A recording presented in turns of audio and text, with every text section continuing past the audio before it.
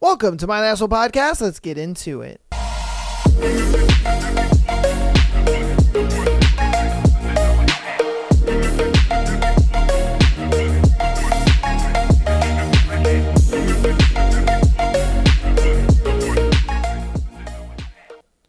Welcome to the My Asshole Podcast Tuesday episode. Boy, do we have an interesting episode. We got a juicy thread as well as a confession time and some wonderful scenarios for you lovely people on this beautiful Tuesday episode. Man, hopefully you guys had a wonderful weekend. And without further ado, let's get into the episode. Our thread for today is: what was the scariest city you've ever been to? All right, so let's see what scary ass cities y'all motherfuckers have been to. All right, we have our first one. Port Moresby, Papua New Guinea. All right, sorry if I butchered that. You know what I mean? I probably did. At the height of the Iraq War, it was still listed as more dangerous. The gangs ran the city, driving around in technicals with mounted machine guns. Hotels had 6-foot thick concrete wall fences with razor wire and armed guards. For an added cost, they offered grape cages, a cage that would drop down over your bed when a sensor was triggered to protect you from being graped if people broke in. Hey, yo, what the fuck? What? A what cage? So you're telling me if for whatever reason you wanted to go or stay the night in a hotel that looked like a fucking military base, they were just like, oh yes, and for an added $100 a night, we can install your grape cage. Like, what? You're telling me that if some motherfucker walks in, a sensor will go off and a cage will drop over your bed? What the hell, bruh? No. Bruh. That's crazy. And then just the armed guards and the concrete fence and the barbed wire and all that. If that wasn't enough, the grape cage took it. I ain't gonna lie to you, bro. The grape cage took it. Jeez. All right. What's the scariest city you've ever been to? Port-au-Prince, Haiti. Don't matter, day or night, people looked at you with hatred. Yeah, because they wanted to take your shit. They looked at you like, yeah, you got money. You know what I mean? They were like, yeah, you got money. I wouldn't even tell them that I'm an American citizen either. Woo! Yeah, you tell them you're an American citizen? Yeah, bro, you'd be done, in a dungeon rotting somewhere, and they take all your money. Yeah, dude. No way. Yeah, there's some places in the world where, like, being an American citizen, nah, you don't want to say that you're an American citizen, because they will fuck you up, dude. They will fuck you up. Oh, man. I know there's certain parts like in the Philippines, and there's certain parts in Vietnam. There's certain parts in South America, too. It's just like, yeah, dude. Woo! All right, what's the scariest city you've ever been to? Port-au-Prince. Wait, didn't we get that one already? Yeah, we did. This is another Haiti one. Saw a newly shot woman on the sidewalk, and the next day, a human finger in a trash heap. That's crazy. Yeah, bro. This Prince Poo place, yeah, or Port-au-Prince place, yeah, nah, man, I don't think you want to go here. There's already 2 people that are just like, yeah, no, fuck that place. Yeah, man. Nah, them Haitians are crazy. Them Haitians are crazy. That's wild, man. That is wild. He said, I just saw a freshly shot lady out on the street. Like, what? Like, that's crazy, dude. I could never even imagine that. And imagine, like, just a lady just dead on the street, and people are just walking by like it's nothing. Just la-da-da. Yep, that's an ordinary Thursday. Like, what the fuck? And then the whole, like, finger in the trash can thing. Like, yeah. What's the scariest city you ever been to? The doorman of my hotel in Johannesburg stopped me as I was walking out and told me, "You won't last 5 minutes out there. Go back to your room where it's safe." Oh, shit. Okay, I wonder why he said that. Because if I'm being honest with you, I'd have been like, yo, why? Why should I go back in my room? What's out there? I'm just trying to go get some food, you know? Like, imagine you're just out on vacation and you're thinking like, yeah, Johannesburg is great. Yeah, it's fantastic. And then I don't know, they're like, no. Go back inside. You don't want any of this. And you're just like, why? What's going on? You must have looked a certain way or something. I don't know. What was the scariest city that you've ever been to? Kingston, Jamaica. I switched hotels to one more secure. Early on my last morning, I was going to the airport and my original hotel was on fire. Wow. I mean, good thing that you swapped hotels, because like to drive by and be like, oh, look, that was my old hotel on fire. On fire, mind you. Stop the cap. Oops. That was crazy. That's absolutely wild. That's wild to me. Damn. Yeah, y'all motherfuckers be traveling without doing your research. You know, they see a brochure and they're like, oh yeah, this place looks amazing. They see a couple of fake Instagram posts and they're like, this is amazing. Yeah. What is the scariest city you've ever been to? We got another Papua New Guinea. Okay, and it's Port Moresby again. Every property surrounded by solid fences topped with razor wire, and if you can afford it, patrolled by armed guards and guard dogs. As a visitor, you should never use a local taxi or walk outside your hotel compound at night. That is wild. The fact that you have to call a hotel a compound is crazy. Did you pay extra for the grape cage? Because I mean, I heard the grape cages, you know, they're needed, man. For an extra $100 a night, you know, you get that added safety of the grape cage, you know. Like, god damn, dude, that is like, why go there? What prompted people to want to go there? If it's so crazy and dangerous, why would you want to go there? You know, were they just like, oh yeah, you know, war-torn New Guinea looks fantastic this time of year. Like, what the hell are we doing, man? Come on. That's absolutely ridiculous to me. Oh, great. We got another Johannesburg. So what is the scariest city you've ever been to? Johannesburg. When you stop at a red light, you have to be ready to punch the gas as there's broad daylight carjackers at intersections. Bro. So apparently Johannesburg and the New Guinea place, what was it called? Moresby, Port Moresby, Papua New Guinea.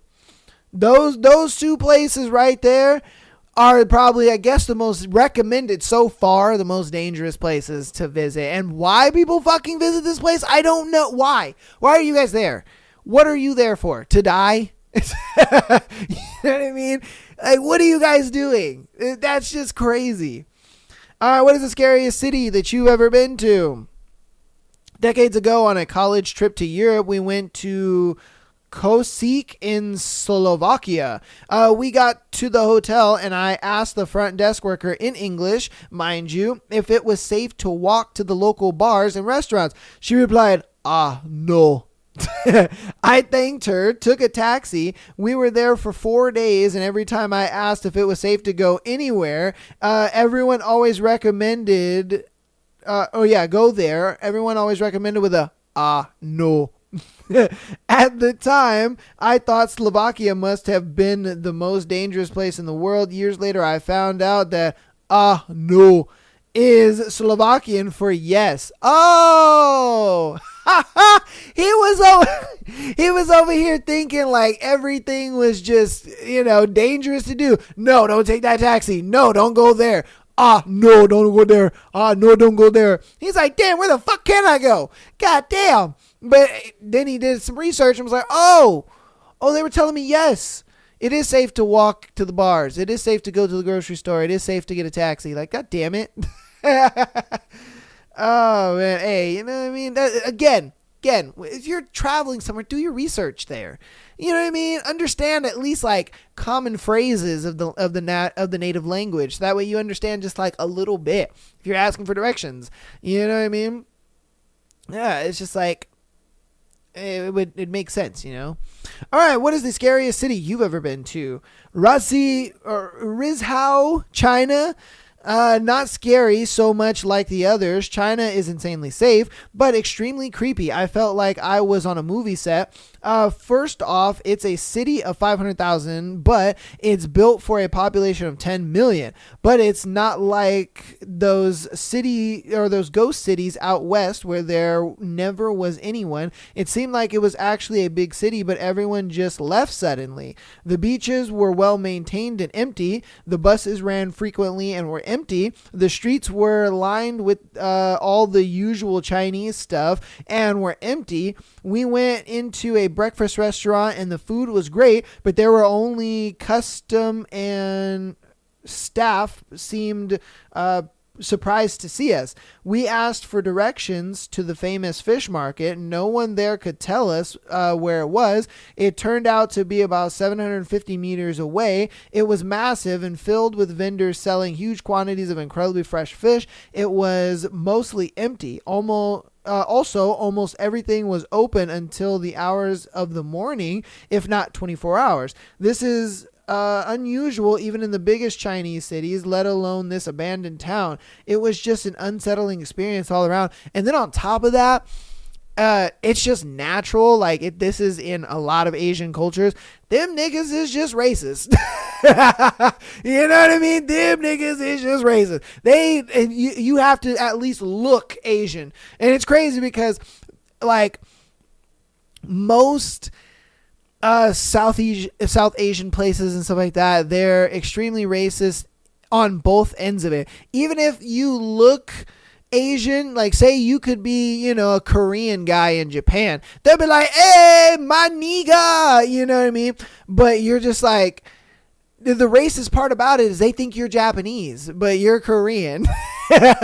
You know, or you're Chinese or whatever the case. But because you look like them, they're like, my nigga. But you know what I mean? If you look like me, where like I'm a quarter Japanese, they'll just be like, nigga. You know, they look at you all sideways, like, what the fuck? And you're just like, no, wait, hold up. I got a little bit of the motherland in me too. But they'd be like, nah, you don't have no motherland in you. I'm like, oh, come on, man. My eyes are slanted. But yeah, man, yeah, you know. So I guarantee you they were just looking at them like hella weird. I don't know if these were white people or whatever, but you know, I guarantee they weren't Chinese. All right. What is the scariest city you've ever been to?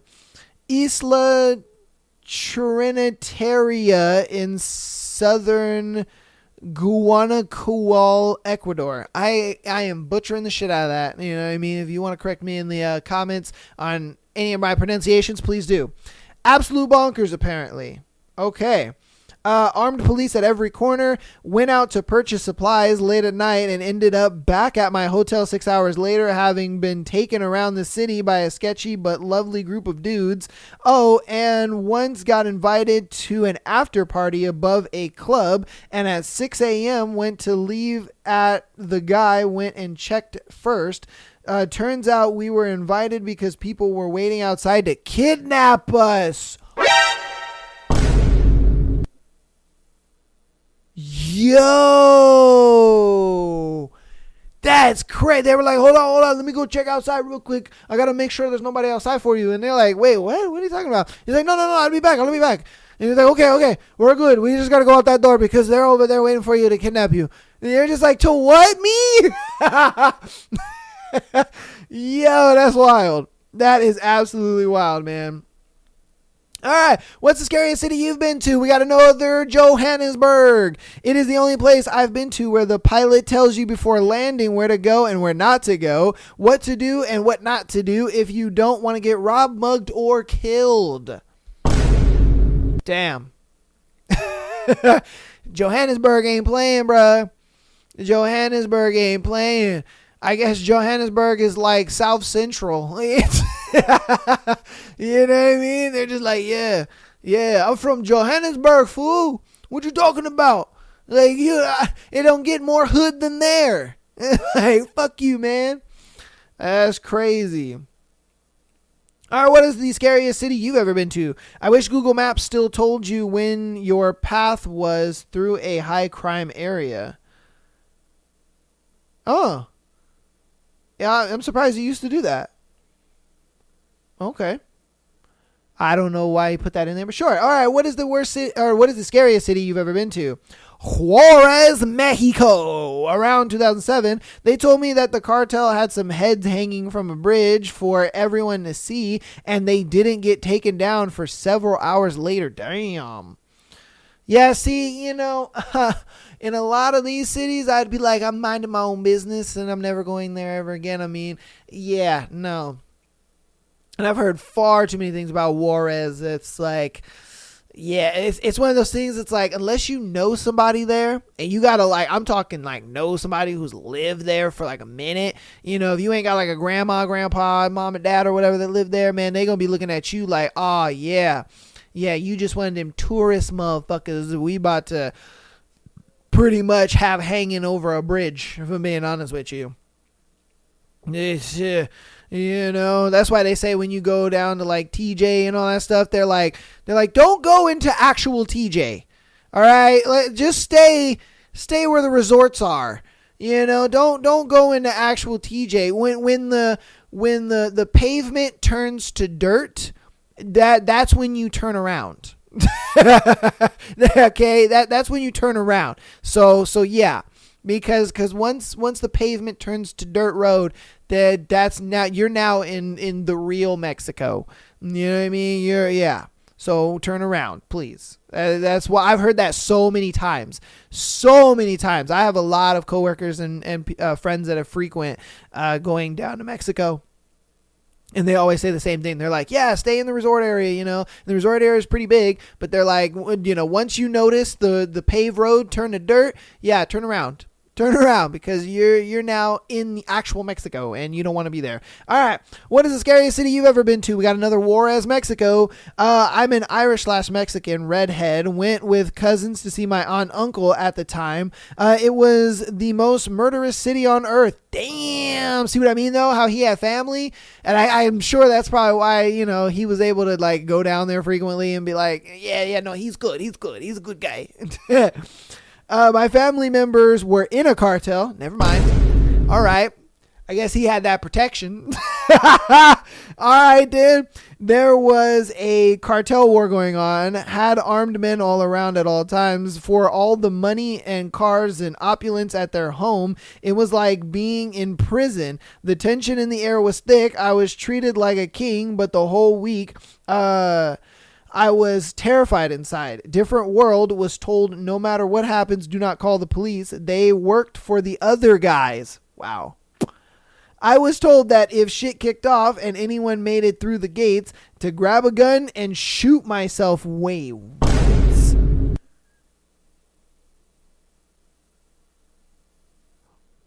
What?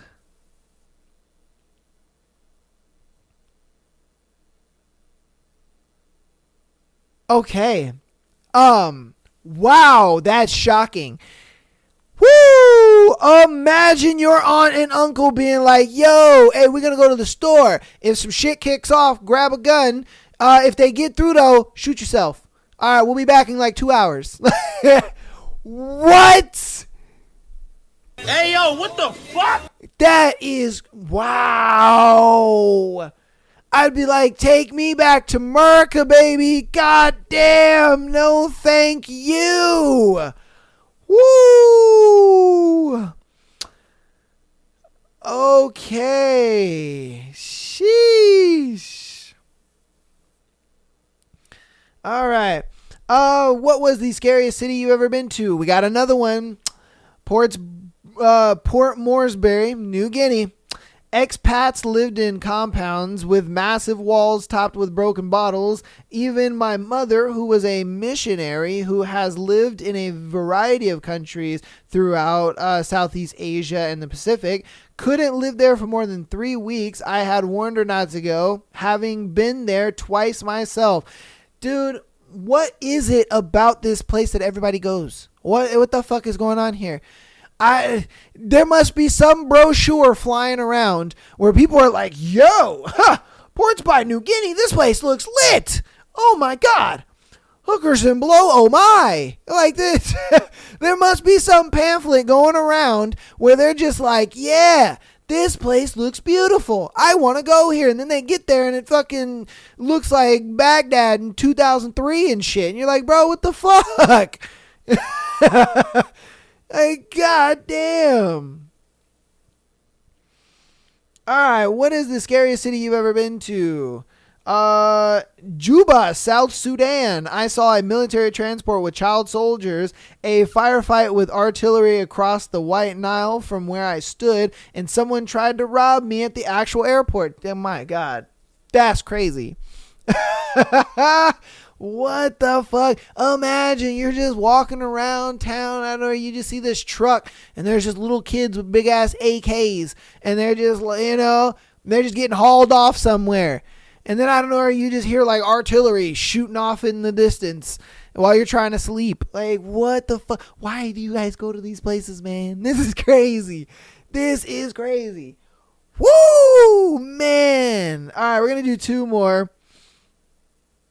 All right.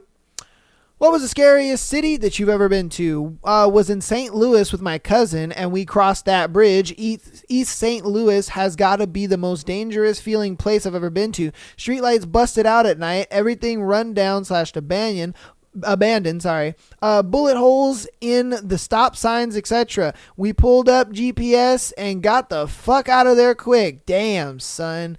Whoo. I've heard St. Louis has got a couple, like boroughs that are like crazy, because a lot of like New Orleans guys go up there and they be beefing and shit. This is just stuff I've heard. I don't know if it's true. You guys could tell me if it's true or not, but I've heard that a lot of like St. Louis people and New Orleans people don't really like each other. And so they be driving to each other's hoods and shit and they be shooting up stuff and doing some weird shit. I've heard that like a handful of times from people who have either lived there due to military reasons, lived there because of school reasons, or they've gone there because of family, whatever the case may be. There's even family on my dad's side that live out in that area. They don't live like in St. Louis or in New Orleans. They live kind of like on the outskirts. They live in Georgia, but they live like right next to where New Orleans kind of starts. So a lot of New Orleans people live there, and they fucking hate St. Louis people for some reason. I have no clue why. I don't know. I have no clue. I know they be like, yeah, it's like Bloods and Crips up in this motherfucker. And I'm like, oh, okay. All right then. Shit. So yeah. Again, you guys can tell me why in the comments. I have no clue. That's just what I've heard a handful of times. All right, that's gonna be our last one. And what was the scariest city you've ever been to? Tijuana. Yep. I saw a dead body on my way to the bus terminal, just laying on the sidewalk. There were people standing around him, smoking and drinking, and just having a good old time, while dude is just dead. Like, dead as fuck, stiff, purple, and blue. Wildest shit I've ever seen. No one gave a single shit. Yeah, bro. Like I said, man, it's just one of those things where it's just like, hey, it's like Haiti, where he saw the freshly shot chick. They're just like, oh man, it's just an ordinary Thursday, man. You know what I mean? And like, but it's not gonna stop us from getting that money, man. You got a job for me? Cause I need some work, man. Hey, they don't stop. The train keeps rolling. My goodness, yeah. And like I said, man, it's one of those things when you go to TJ and Guadalajara and all that kind of shit. And you stay in the resort area. The moment it turns to dirt, you got to turn around, because if you don't turn around, man, yeah, you're in for something. You know what I mean? But that's gonna go ahead and end that thread. Hope you guys enjoyed that thread. That was that That was a very interesting thread. Yeah, we're not going to go to Papua New Guinea, and we're not going to go to fucking Johannesburg, because apparently those are the two most scariest places on fucking earth. And I see why. I mean, if a grape cage ain't gonna fucking scare you, then I don't know what will. If I'm being honest with you, man, a grape cage. That's the craziest thing I've ever heard. Imagine going to a hotel and they're just like, oh yeah, would you like to add on a grape cage for $100 a night? And you're just like, a what now? A what kind of cage? So I'm just saying. Like, you know what I mean?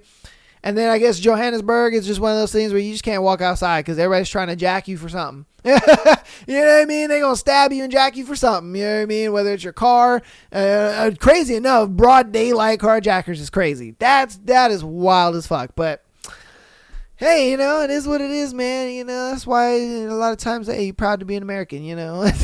Let them deal with that shit.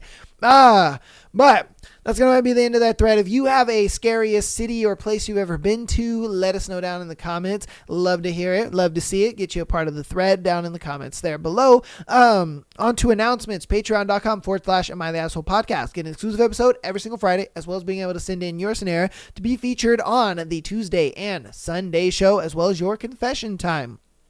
All right.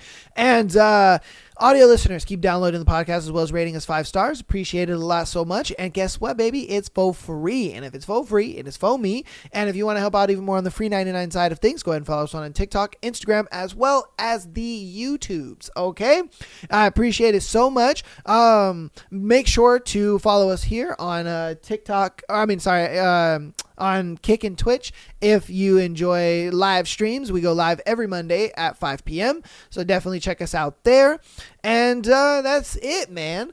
We will get into our confession time for today. All right. And we got a pretty juicy one.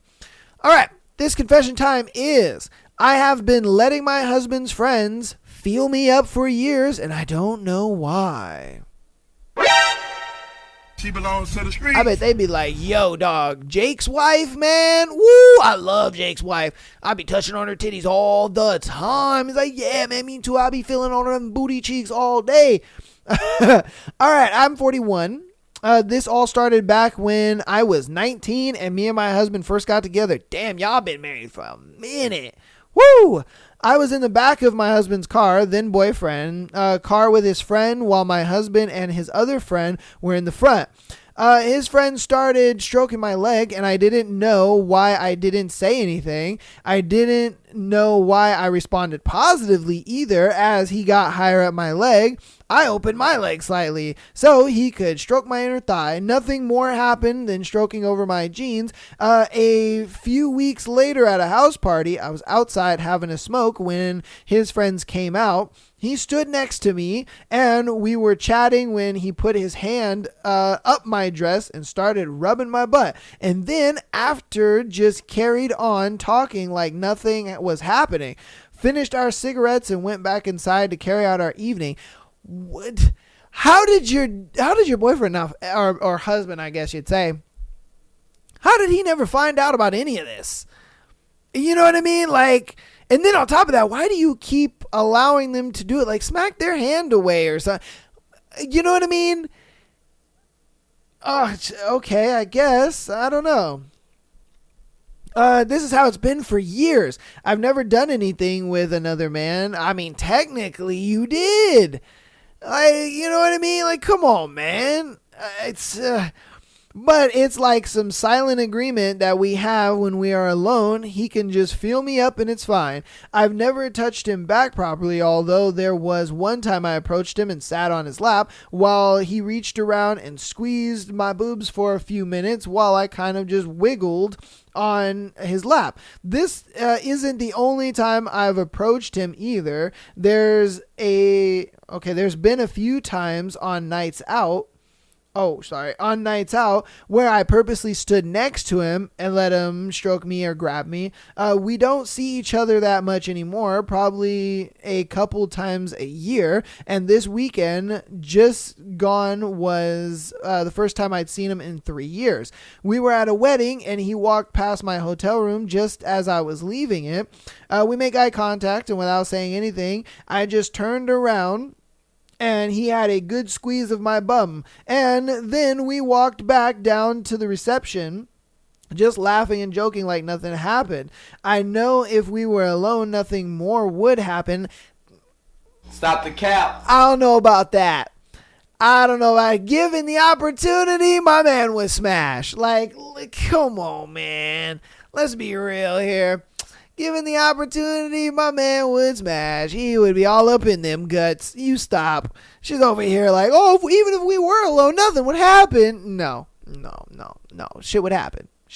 Most definitely. All right. I don't know if, I know if we were alone, nothing more would happen, either as twice he has been round to my house to do some plastering, where we've been on our own, and he would grab my butt and squeeze my boobs still, but that's it. And gave him a shoulder massage while my boobs were obviously pressed against his head and neck. We've never kissed. He's never seen me naked or anything like that. He's never touched my bare boobs, only over my clothing. He very rarely touches my bare butt, only 2 occasions I can think of. See, like, come on, man. See, homeboy, I think what he's doing, he's just like, yeah, the more touches, I'm just buttering her up, man. I'm just buttering her up nice and smooth. If I just get her to that point where, you know what I mean, she attacks, she jumps on me, I mean, I could just be like, what do you do? I was helpless. Like, come on, man. I think it's a thing where he has tried, and I think that's where she probably crosses the line. You know what I mean? So he's like touching on her or whatever, and then I think he tries to like do a little more, and then I think that's when she's like, no. I guarantee you, there's not been a time when it's just like touch. All right, cool, I'm good. Like, no. That's just not the way it happens, man. That's not the way it happens. You touchy feely, and then you like boop, you know, and then you're like, oh yeah. Trying to do you. Like, come on, man. Come on. Like, I'm not believing it. And I guarantee they've at least kissed once. And she was like, we've never kissed. I guarantee they've at least kissed once. Like, there's no fucking way. No way. Sometimes we've been alone and he hasn't done anything at all, and I'm ashamed to say on those occasions I felt disappointed. I don't know what I want from this confession. I just want to tell someone I've never told anyone before. Girl, you are crazy. I am so surprised that your husband has never found out, or you've never been caught doing this. Like, it's wild to me. I would think one of the friends would have at least been like, yo, man, your girl, she, you know what I mean? She was letting Jake touch her butt, you know? So it's like, those dudes ain't real friends. You could tell. Those dudes ain't real friends. They're like, yeah, we're just friends with him because, you know, his wife lets us touch her, you know what I mean? Like, let's be honest here. Y'all niggas ain't real friends. They're not. Let's get a hundo P around here. They not friends, bro. They friends because your wife, I don't want to say she's a hoe or anything, but it's just like the fact that she's allowing these dudes to do that, to me, just lets me know it's like, look, either she really enjoys the attention, or it's a thing where she don't love her husband, or there's something going on in that situation. Because it's like, why would you need that? I mean, obviously, I guess it was a thing that happened from very early on, but I just don't know how she didn't get caught. That's crazy. You guys let me know what you think about that confession down in the comments, because yeah, what the fuck, man? Okay. All right. Think my wife cheated and is pregnant. Oh shit. All right. Me, 45 male, and wife 43 were in a sexless marriage for a long time. Her decision. If I were lucky 3 times a month. If I tried to talk about it, it always ended in a fight from her side. At that time, I suspected she was cheating, but couldn't find any hard evidence. Long story short, she found me texting with another woman. It was a dumb move, I know, but I enjoyed the attention, which I had never got at home. And she moved into the spare bedroom just over 18 months ago. So wait.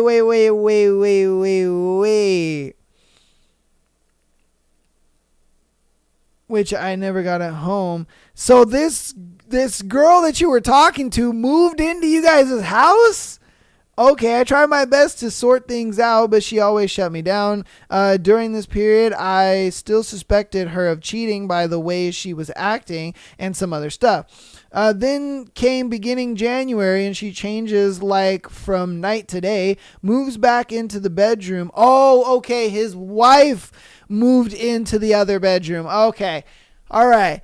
I was thinking that the girl that he was like chit-chatting and talking to, she moved into their house. I was like, yo, hold up. No, his wife.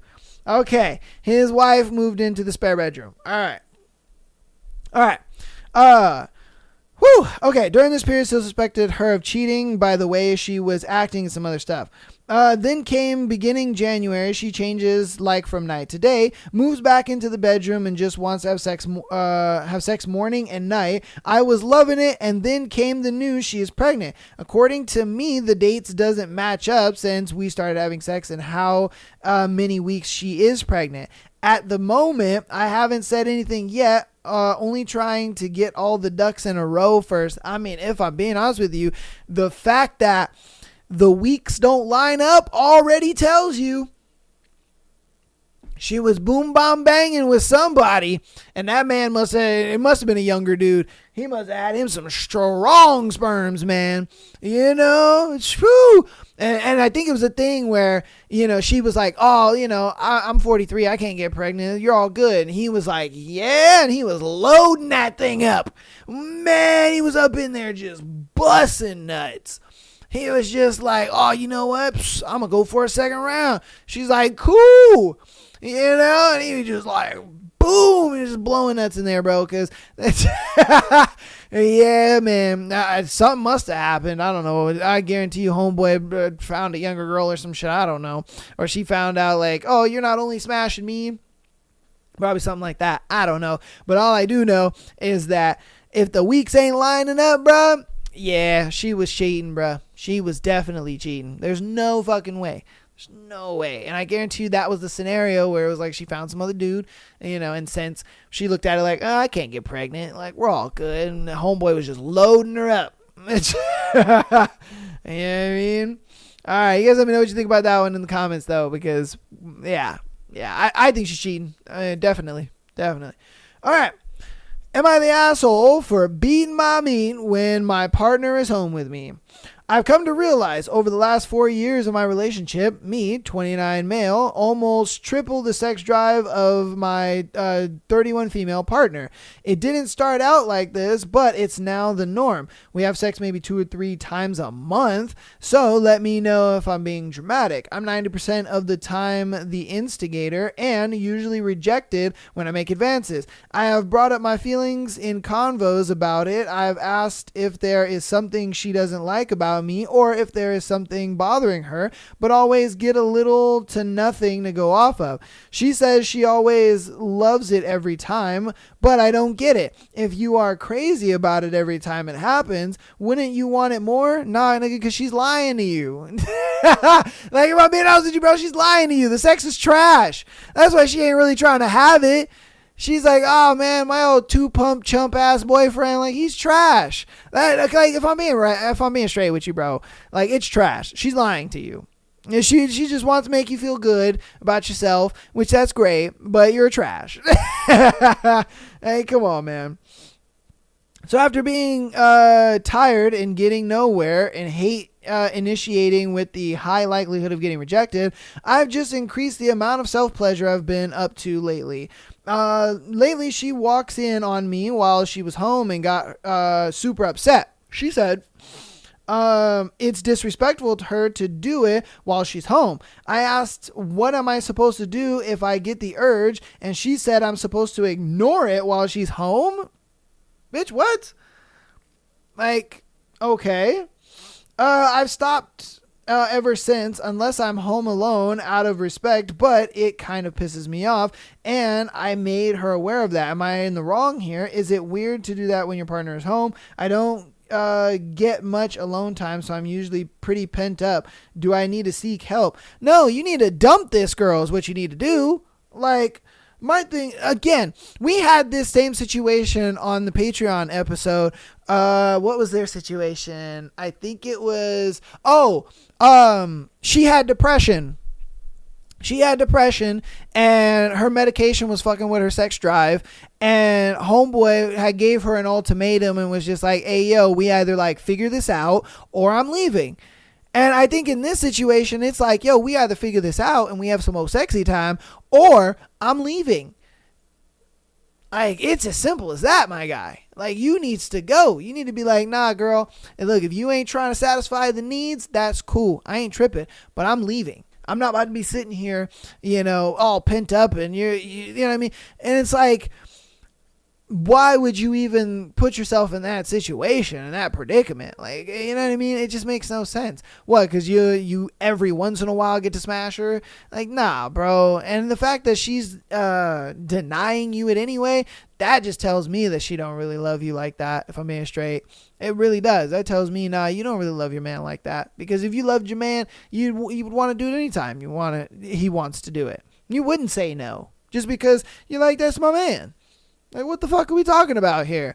I think what it is she just kind of, you're a placeholder boyfriend for her, and she doesn't really care about the relationship. She's just like, and I'm with you just to be in a relationship, and then once I find a guy that I actually want to be with, then I'm a deuces to yo ass, and at least I didn't have sex with you that much, I guarantee you that's what's kind of going on in her head. She just doesn't really value the relationship as much as you do, because if she did, then she would want to have sex with you more often. She would have the sex drive for you. Like, what are we talking about here? Like, girls out there that don't want to sleep with their guy, that simply tells you that you are a placeholder boyfriend. She doesn't really like you like that. She's just with you until she finds something better. Like, this happens so many times, and a lot of guys just don't, for some reason, pick up on it. And it's like, dude, have some fucking self-respect for yourself.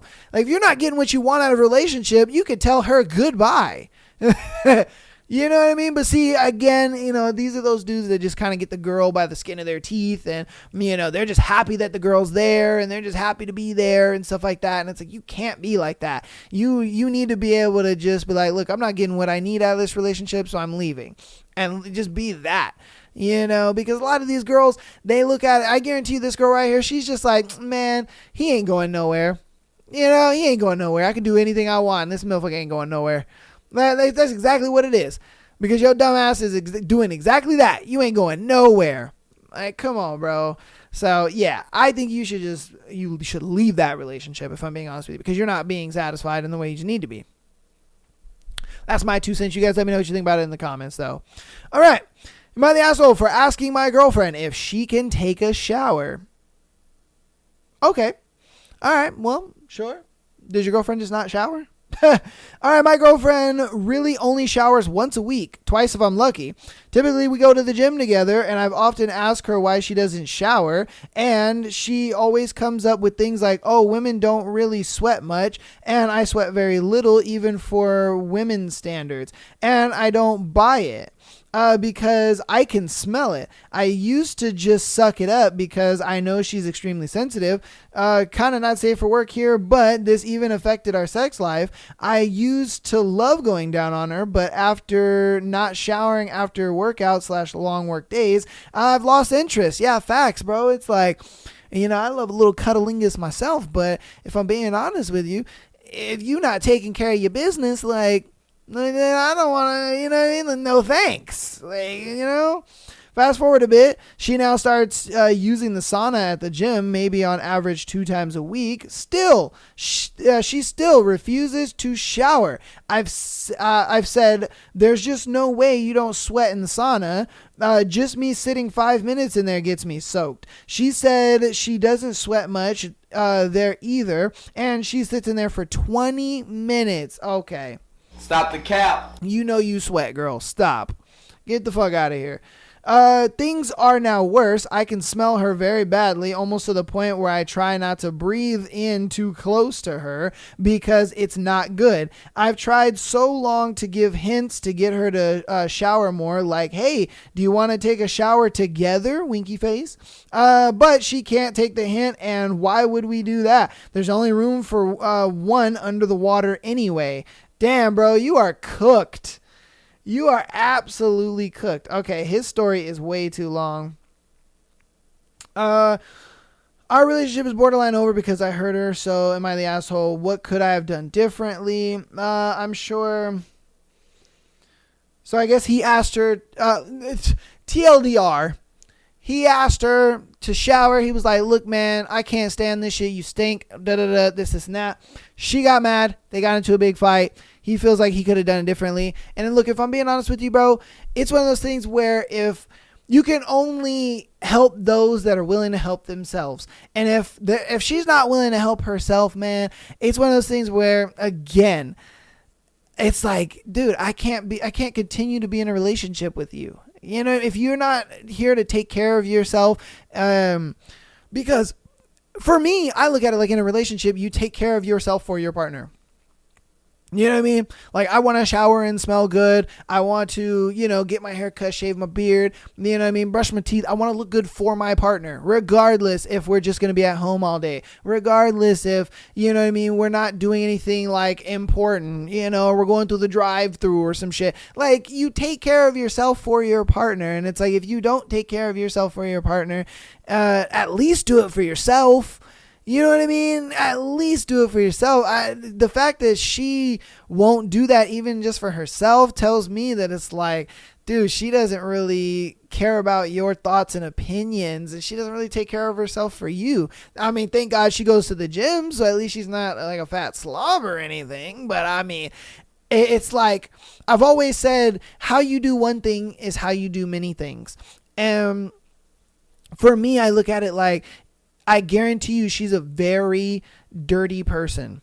I guarantee she's a very dirty person. I guarantee she's the type of person where, she probably wears like very dirty clothes for a long time. I guarantee she's very leaves dishes all over the place, and she's just uncleanly at all, because it's like, if you're not cleaning your body, there's no way you're taking care of your surroundings. And it's like, is that a girl that you really want to continue to be with? Is that somebody that you want to potentially go into a marriage with? I hope you guys aren't living together. I didn't read the whole fucking story because it was too long.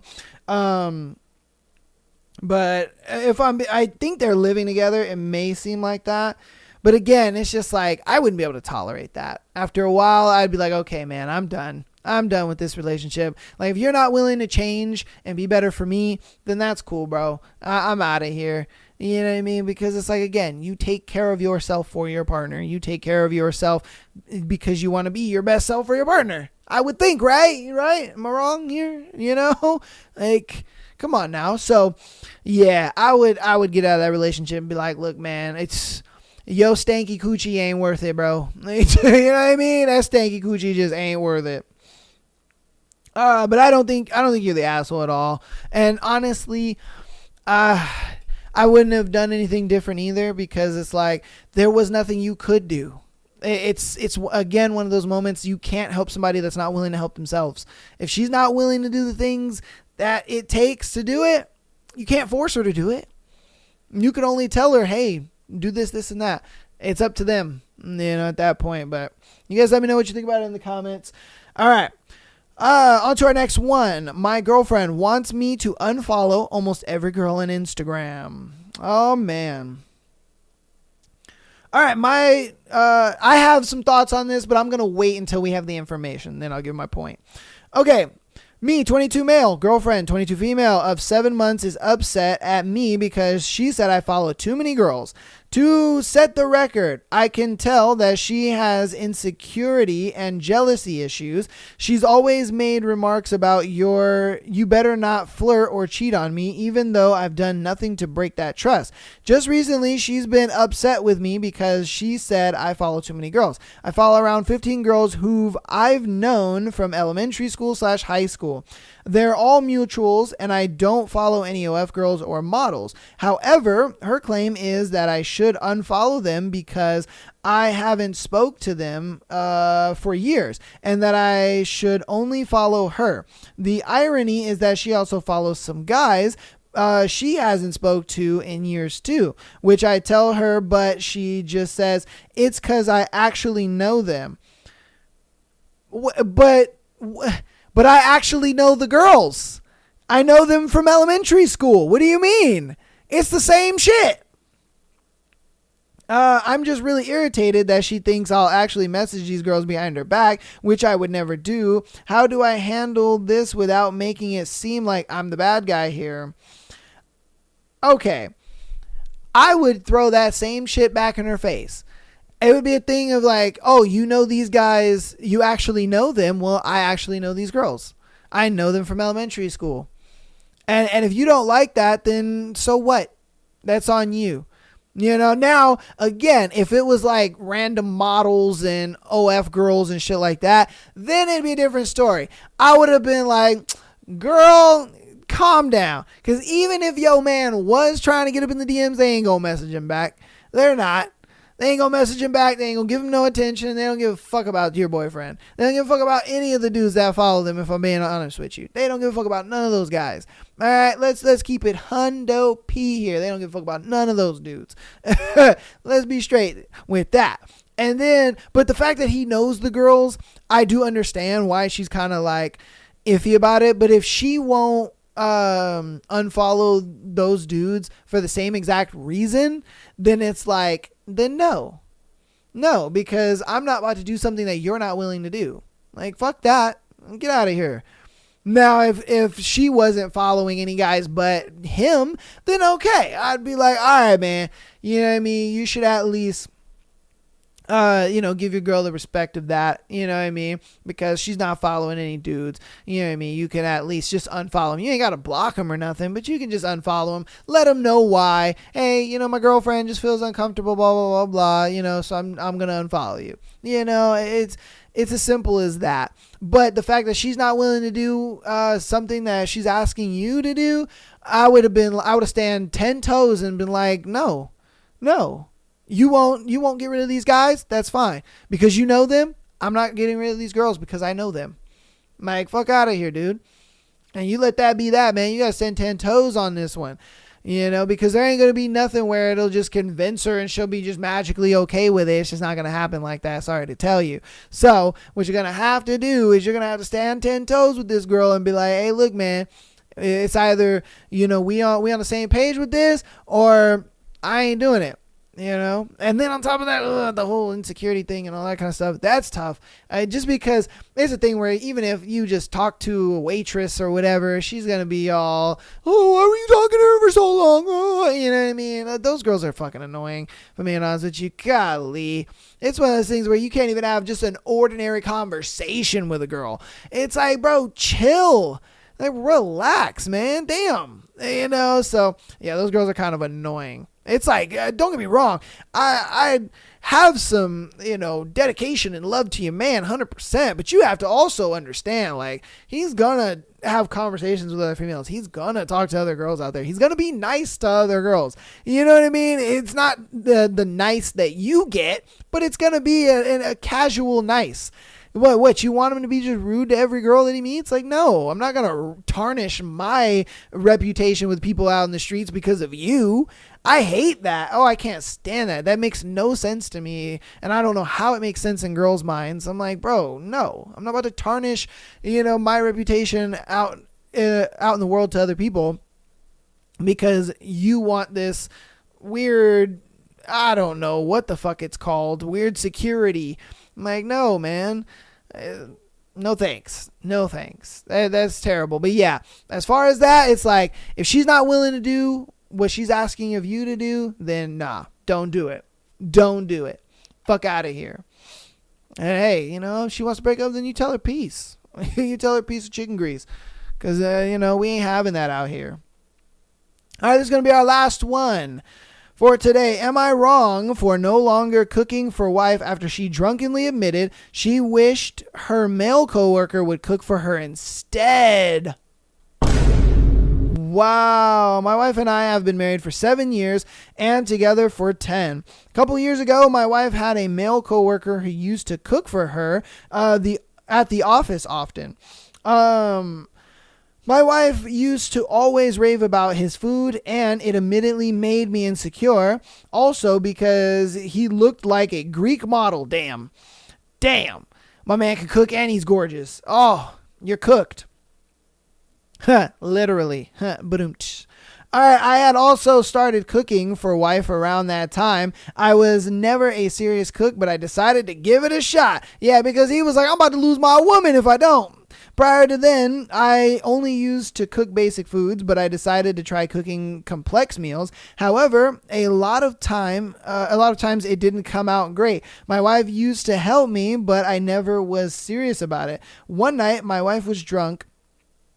And we just had a beef Wellington I had cooked. It was sort of a disaster, and my wife and I were both laughing about it. However, my wife then drunkenly admitted she wished her male coworker could cook for her every day. I didn't fully grasp what she was saying as I was really drunk, but my wife realized what she said, and she apologized. I told her it was all right and that it was probably some attempt at a joke. However, the next day I grasped what she was saying, and I felt really deflated. My wife sensed it and apologized again. And after taking a day to think about it, I told my wife, let's not make a big deal about it. But also, I was never going to cook forever again. My wife again apologized and almost started crying, but I told her it was all in the past and let's just move on. It's been 2 years since then, and my wife and mine's relationship is stronger than ever.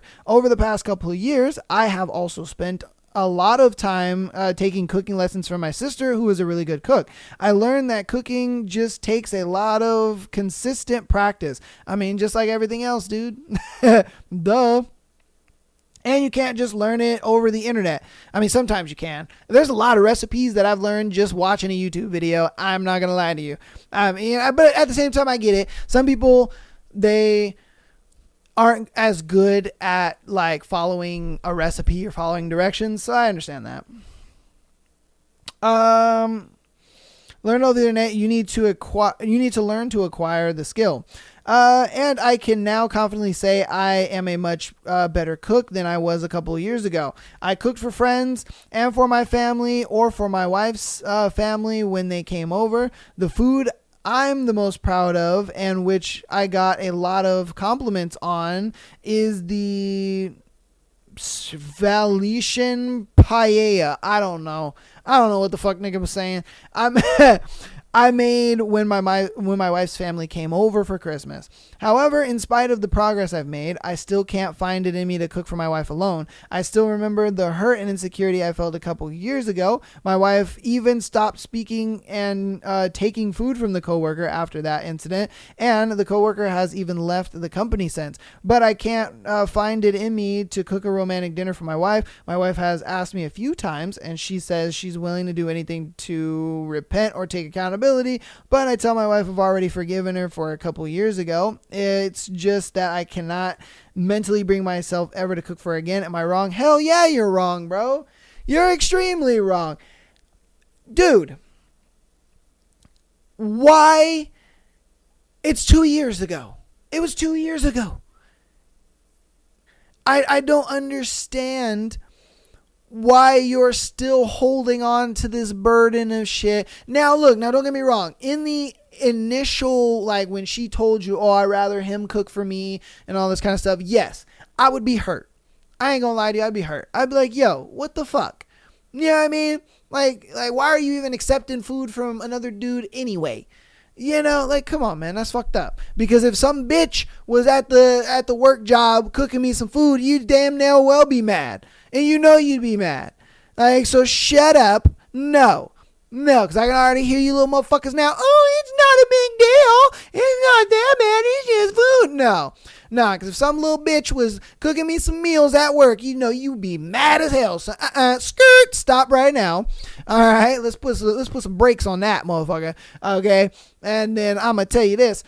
It's 2 years ago, my guy. It's all good. I get it. The initial, that was tough, but you forgave her. She apologized. She didn't take food from him ever again, and that was great. I was like, okay, W.